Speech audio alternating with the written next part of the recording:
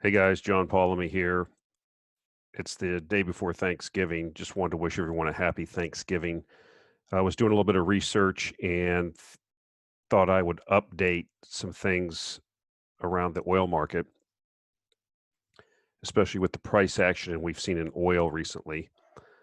This is yesterday's closing price. We're actually above $45 a barrel WTI today.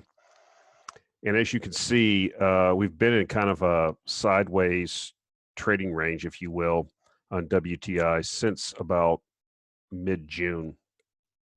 And now we've got this little uptrend going. We've broke out.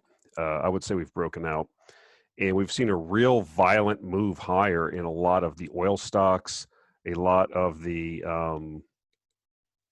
oil service stocks. And I just want to give you a quick update and give you some thoughts on what I think is happening before we get to the holiday. So, why I think this is happening is this is a chart. It's got off a Twitter feed, and it's from Longview Economics. You can take various sources. This is pretty much on point of what I'm expecting and what I'm thinking. And what you see is going back, you see, surpluses, slight deficits here. And this was supply surpluses due to the coronavirus demand drop, if you will, back in Q1 and Q2. And you could see that we were upwards of 8 million barrels per day.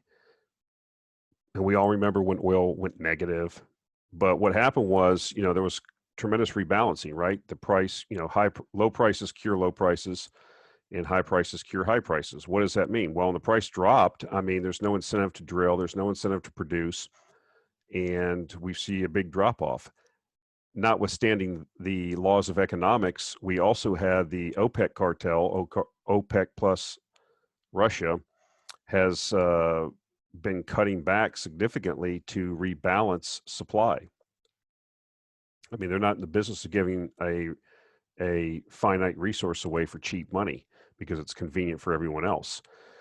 So what I think we've seen now, we've seen shale production really pull back.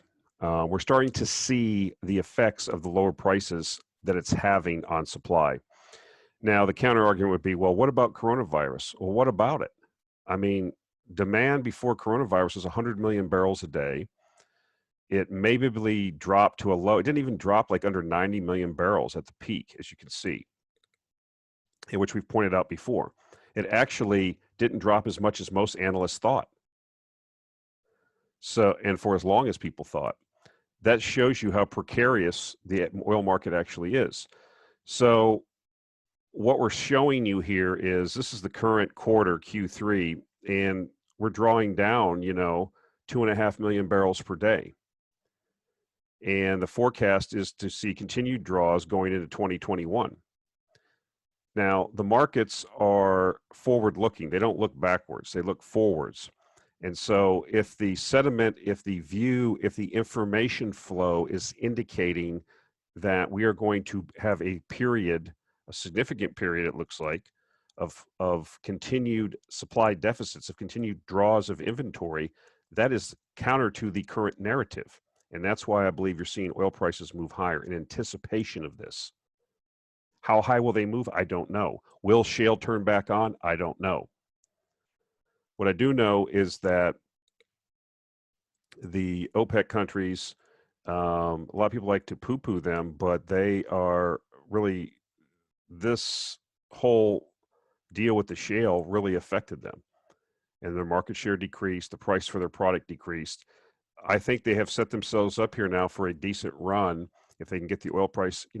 What would be a good balance in my mind that consuming countries and OPEC could live with? I don't know, $60 to $70 a barrel. That would do tremendous help to a lot of the oil shares and the oil stocks. And if you get a run to $80 or $100 a barrel, if demand really comes back, if this coronavirus thing, recedes, if the vaccines work, if, But even without that, supply has continued to be constricted.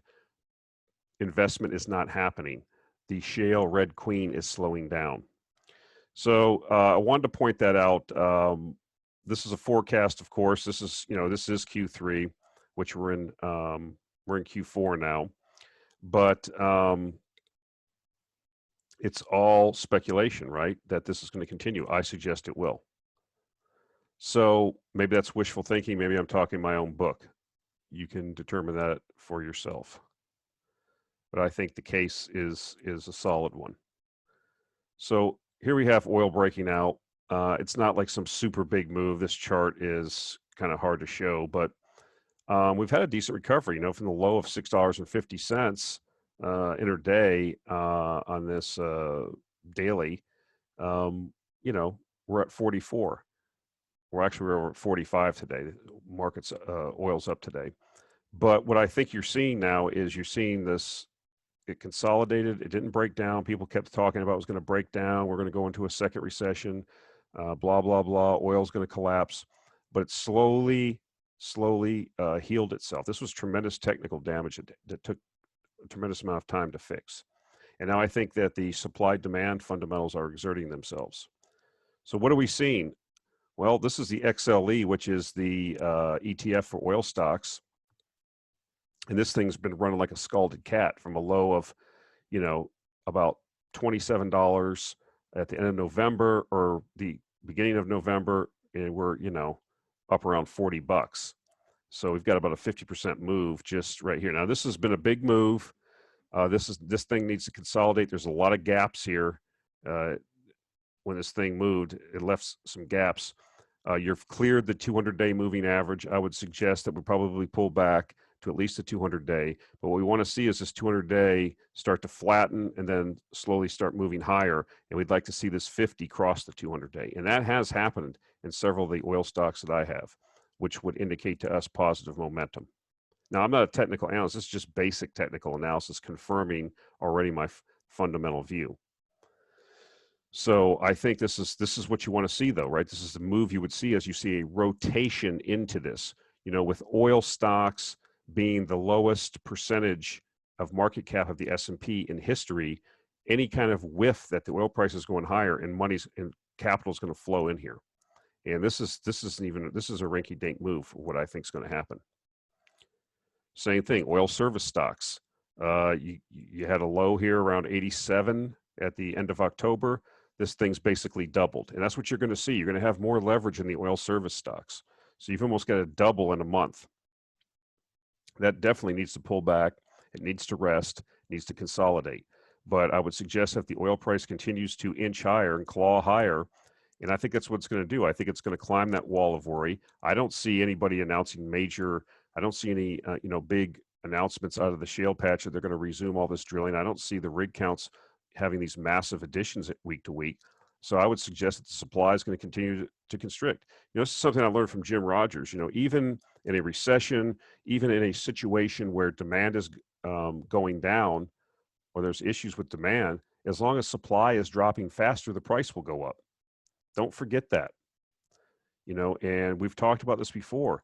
Exxon came out about a month ago or 2 months ago, circulated an email amongst its employees, and they were talking about that they were assuming 6 to 7% annual depletion. That's of the entire world oil stock. That's the equivalent to like an Iraq every year that has to be found, discovered, brought online every single year just to deal with depletion. And now if we get into a situation where demand's going to come back, which I believe it is, I've seen news where Chinese demand's already exceeded year over year. I've already seen indications of the same thing in India. I mean, the world's not going to stop. People aren't going to hide in their houses forever. I mean, the Karens in your neighborhood might, but everybody else wants to go back to doing whatever they were doing. And I think you're going to see more of that. And it's going to come back. And the problem is there's been tremendous damage done, lack of investment. And, I think it's going to come back and we're going to have an energy crisis in the next couple of years. And this is the beginning. This is nothing. I wanted to talk about a couple stocks that I had recommended publicly. I've got the newsletter. A lot of the companies that I follow there are tremendously leveraged. They I'm really swinging for the fences there. These are more of my public persona, just to give you a taste of the thinking. And this Antero came to me from, people I follow on Twitter, Contrarian8888, and Nick Jones, Grain Jones. They did tremendous work on this, brought it to my attention. I did the work on it, took a look at it and said, hey, these guys are onto something, and took a position. I also took a position in Antero Midstream, which I'm not going to get into the whole thing. It's basically the gathering and transmission, gas transmission infrastructure that is kind of a sister company with Antero Resources for moving the gas and liquids out of the fields. But that's currently paying about an 18% dividend.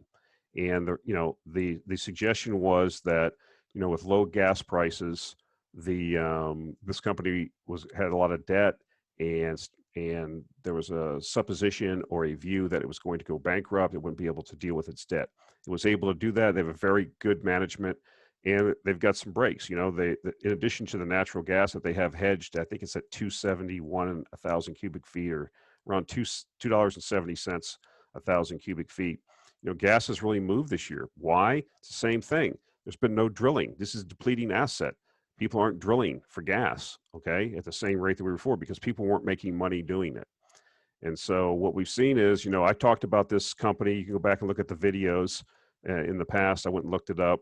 I started talking about this company on June 28th, which was saying that I was buying it in this area right here. Now, a lot of people would say, well, what's it really done? Well, it's done quite a bit. You've got a slow uptrend going on here. And depending on where you could have bought it, there were several times where you could have bought tranches. We kind of got in around this area right here, right around $3. And, we've done fairly well. It's about a 50% gain. And I'm suggesting that this thing, if gas prices even stay around $3 an MCF, just with the natural gas liquids and the other things that are going on, I can't do a deep dive on this company. But I wanted to update folks. It's about a 50% gainer for you if you've ridden along with us on this. So this is an example of why you need to follow smart people. You get a lot of ideas. You don't blindly follow. You don't blindly buy when somebody else says, but you say, okay, this person has demonstrated that they kind of know what they're talking about. I've seen that in the past. And if they throw out an idea, I'm going to take a look at it. And if it makes sense, then I'm going to take a position. Same thing with Schlumberger, which is the largest oil services stock in the world. This one hasn't performed as great. You see the big move here that came off the bottom. We talked about this around August 14th. That would put you in this area right here, right around the $21 area when I entered my position. It's up marginally for us, but it took a big trip down. I mean, you took a big haircut on this thing, right? 35%, maybe 40%, something like that. And, a lot of people would have sold out. I have conviction that, when capital starts coming in back into the oil industry, Schlumberger, which provides all types of oil field services to enable companies to produce oil, is going to attract a lot of capital. And guess what's going to happen? They've really cut back. Same thing with like National Oilwell Varco.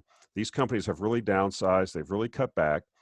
And when the demand for their products and services come back, they're going to be stretched. So that means pricing is going to get better. The gearing for the company is really going to be on the first couple of years of the bull market is going to be tremendous, because they're not going to be able to meet the demand. And pricing is going to be, can deep dive this later, but I'm telling you, if you think oil prices get to $60, $70 a barrel over the next year, which I think is extremely well within the realm of possibility, these stocks do tremendously well. An extractive industry that's not going away, where I see demand growth happening over the next couple decades at least, means that we're going to have to go into another upcycle in the oil prices to attract sufficient capital to replace the oil that has not been found during the shale revolution, if you will. So a lot of moving parts. Just wanted to update this. I'm working today. I'm off from my real job. I'm looking at the newsletter, looking at different charts. I said, I talked about these companies publicly. I need to update it, tell you my thinking. Am I taking a victory lap? No. What I'm telling you is this the big move higher? I don't know. These stocks have really moved. off a bottom. That's what you want to see though. And then I expect some consolidation. And then, you know, this for me is a 3 to 5 year play. I've said that before. And so you're going to have ups and downs. You're going to get overbought. These things are overbought right now. But you know, if things happen the way we think, then you know, this thing's a 50, 60, $70 stock in a few years. And I have stocks in the portfolio that have tremendous asymmetry and leverage that are going to be 10 baggers easily if the oil price goes where I think it's going. I mean, just take a look at some of the Canadian oil producers. If you look at some of their cash flow profiles at different commodity prices, you've got, I'm not going to name the names because a lot of them are in the portfolio, and I'm getting ready to add another one next month. But some of these companies that, you know, they're just spending maintenance capital. They're not out drilling. They're not out doing exploration. They're blowing down their production. They're cash flowing. And at $60 a barrel, I've got a company that may do 70% cash flow yield at $60. That's tremendous. That means the company could buy itself back in about a year and 3 months if it wanted to. So what I'm trying to tell you is a lot of these companies are very, very leveraged to a higher oil price. And that's why you've seen these tremendous moves. I think this is part of possibly the move we were talking about, the alligator jaws, the shift from growth orientated to value. Not sure if this is it, but it could be. I mean, this could be a fart in the wind, right? We've saw moves before off the bottom back here in June, and it wasn't the move higher. But this is what you want to see, right? The initial move and then a test back here, and it was higher, so you got higher highs and hopefully, or higher lows, and hopefully we make a higher high. You know, same thing here, trading above that 200-day. We want to see that flatten and then start moving higher over the next few months. So we'll keep an eye on this, but just wanted to share this with you guys. Again, want to wish you a happy Thanksgiving. Please stay safe with your families, and you know, we'll be talking to you hopefully this weekend. Thanks.